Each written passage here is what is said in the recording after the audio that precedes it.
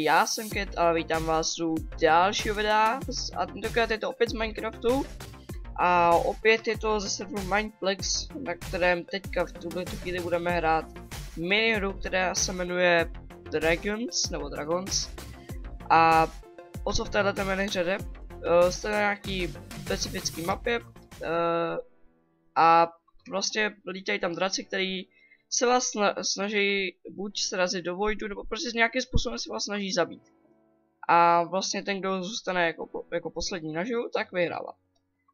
Tohle byla jedna z prvních miniher, na které jsem na tomhle serveru hrál, takže mě to i docela dost baví. A akorát, že není tak moc populární, takže to nehraje moc lidí a já si tady ještě rychle vezmu také Marksmana. Máte tady i různé klasy, jako první je Coward, s kterým vlastně můžete skákat díky této sekeře, tak můžete udělat takový dlouhý skok. Marksman může střílet, čímž může ty draky jakoby odehnat a pyrotechnik může házet takovýhle gemy nebo ty emeraldy a ty dělají takový kouř vlastně, aby dezorientoval ostatní hráče a dostal je tak do nevýhody. Tak já myslím, že jsem asi popsal všechno, co k tomu jde a jo, teď už stačí jenom čekat, než začne hrát, což bude za 16 vteřin. Dobrá, už jsem ve hře. A tuhle mapu teda ještě neznám, jo, já jsem to hrál už před dlouhou dobou. A já tady mám teda toho Marksmana, takže mám luk a můžu střílet šípy. A teďka musíte najít vážně výhodný spot nebo místo, na které se budete moci schovat. Je to nějaký dort, pokud jsem to správně pochopil. Vypadá to jako nějaký dort a vlastně už tady můžete slyšet tady nějaký, ano, tady už lítají tady asi 10 těch draků. To ne, že by tady byl jeden. A vidíte, že ničej všechno, čím proletěj. A vy můžete umřít vlastně jak na full damage, tak na to, že spadnete do voidu. Vypadni. Se omlouvám, mám menší lagy z nějakého důvodu a to je jedno. Sakra. Sakra, tohle nevypadá moc dobře. Běž pryč, všichni běžte pryč ode mě. Dobrý, teď jsem se zachránil a to díky tomu, že jsem vystřelil a já chci nahoru, prosím. Sakra, sakra, sakra. Je to docela hardcore, tato minihra, ale je to taky velká sranda, nebo je to velká zábava a i kdybyste to hráli ještě s kámošema. Teď jsem vám spadnul do voidu, tak je to ještě větší sranda, ale i takhle v singlu můžete si hodně užít. Proč jsem tam běžel? Sakra, au. Ne! Já mám dvě srdíčka, jo. 2 srdíčka, dámy a pánové. 2 srdíčka. Nevypadá to se mnou moc dobře. Štěstí, že tady regeneruje život, protože jestli byste tady neregeneroval život, tak byste byli mrtví každou chvíli. Já myslím, že to tak dřív i bylo. A potom se teda slitovali a dali lidem jejich regeneraci. Sakra. Já jsem si myslel, že jsem lidí, ale nevystřelil jsem na něj, to je jedno. Běž pryč, všichni běžte pryč. Hop! Hop! A dobrý, teď jsem přežil. Ne, jsme poslední 3. Poslední 3 jsme. Vypadni! Ne, běž pryč. Poslední 3. Já jsem tady sám na tady tom ostrovku. Běž pryč. Vlastně jsou tady 3 místa, nebo poslední 3 místa. Poslední 3 lidi prostě dostanou nejvyšší odměnu. Což bývají Jamie! Dobrý, tak jsem byl druhý. Víte, že tady mám v chatu napsaný, že jsem byl druhý. A kdybych přežil ještě chvilku, tak jsem mohl být první, ale to jsem vydržel docela dlouhou dobu i. A koukneme si, kolik za to dostanu.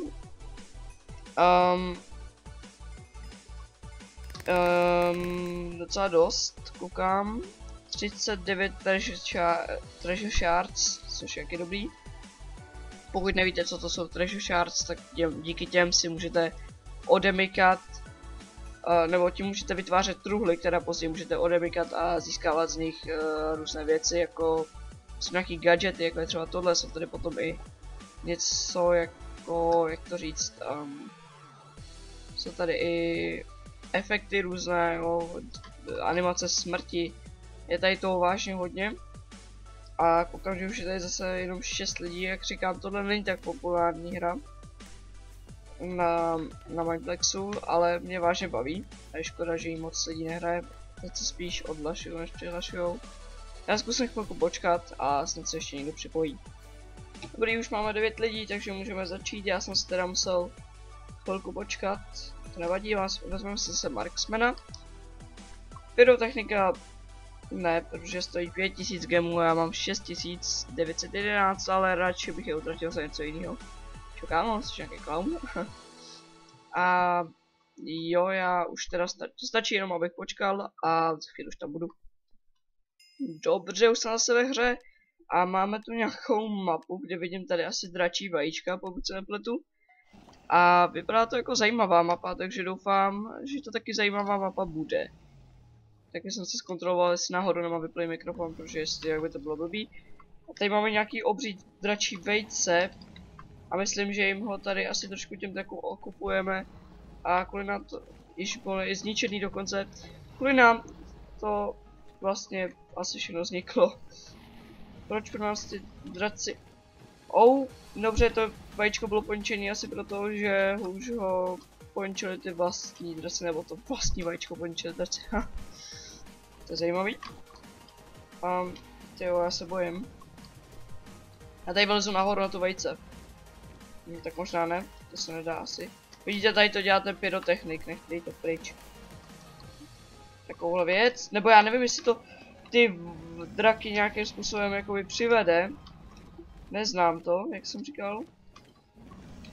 Sakra, já potřebuji se dostat pryč odsaď, já tady nechci být. Tady by to mohlo být dobrý, tady bych mohl přežít. Vypadni! Běž pryč. Já se omlouvám, že tak řvu, ale to je docela intenzivní. Nechci umřít jako čtvrtý, já chci přežít, já chci být na prvním místě. Můj dnešní úkol je být na prvním místě. Tady za náma žádnej, jsem chtěl říct, není. Spletl jsem se.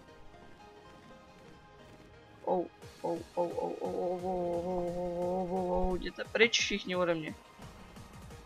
Ne, já tě vidím. Vidíte, ten jsem tím lukem ho vlastně odehnal. A teď jsem nebezpečně blízko. Ne, běž pryč! A teď jsem asi mrtvej. Prosím, pomoc mi nahoru, já tady nechci být. Ne! Běž pryč.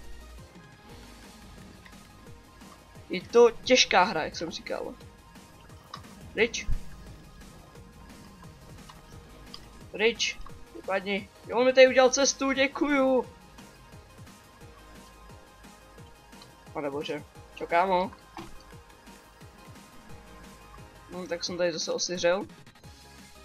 Jo, já jsem vyhrál. Vyhrál jsem, můžete mě vidět tamhle. Tamhle mě můžete vidět, vyhrál jsem celou hru. Což je skvělý, takže můj dnešní úkol byl splněn. A chtěl bych dát ještě jednu hru, protože mě to vážně baví. A nevím, jestli to bude stejná mapa. Každopádně, tahle se mi docela líbila, ale radši bych měl nějakou jinou. Mimochodem, v minulém videu jsem omlouvám, že jsem nebyl moc slyšet. Ale můj mikrofon byl na úrovni zeslabení, nebo neměl jsem ho zesílený natolik, abych byl slyšet přes hru. A nevyřešilo to ani stlumení té hry, akorát, že já samozřejmě si plánuju i někdy pořídit lepší mikrofon, ale to podle toho, kolik budu mít odběratelů samozřejmě. Takže tady ten mi zatím mezi tím bude stačit. Dobrá, jsme opět ve hře a já si nenavolil ten druhý charakter. No aspoň vidíte, jaký to je za tohle základního, který má vlastně tu sekeru, ze kterou se může vymrštit. A jsme na mapě s nějakou lodí, já si nepamatuju jména těch map, takže se vám za to omlouvám. Ale nevadí, já se teďka budu víc soustředit na to, abych se nezabil, respektive drak, který tady právě proletěl a schodil mě dolů. Já jsem se teďka nebezpečně vzdálil od mikrofonu. Díky. Mě dostali teďka nahoru. Panebože, tady na té mapě zase zabíjí voda, jo. Tady na té mapě nezabíjí Void. Fall damage sice taky, ale tady na té mapě zabíjí hlavně voda. Mně se nějak snížily před chvíli FPS, což mě trošku udivilo, asi to je kvůli tomu, že tady se všude ničí všechno a tady ten vůl tady hodil ten svůj džemík, který nám sem tady ty draky blbý přivede.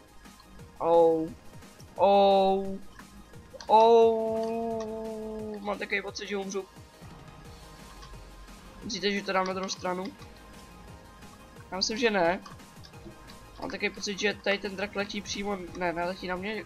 No tak já jsem tam chtěl jít, ale když se vám to teda draci nelíbí, tak tam asi nepůjdu.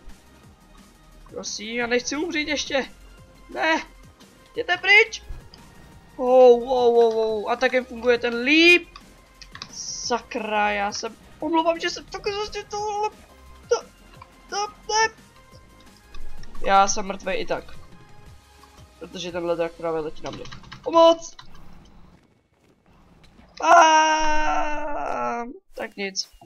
Nevyhráli jsme. Tohle byla krátká hra. Nevadí. Každopádně pokud se vám tohle video líbilo, určitě nechte like. Pokud ne, dejte dislike, ale dolů do komentářů napište, proč se vám video nelíbilo. To bude tedy vše. Uvidíme se u dalšího videa a čau.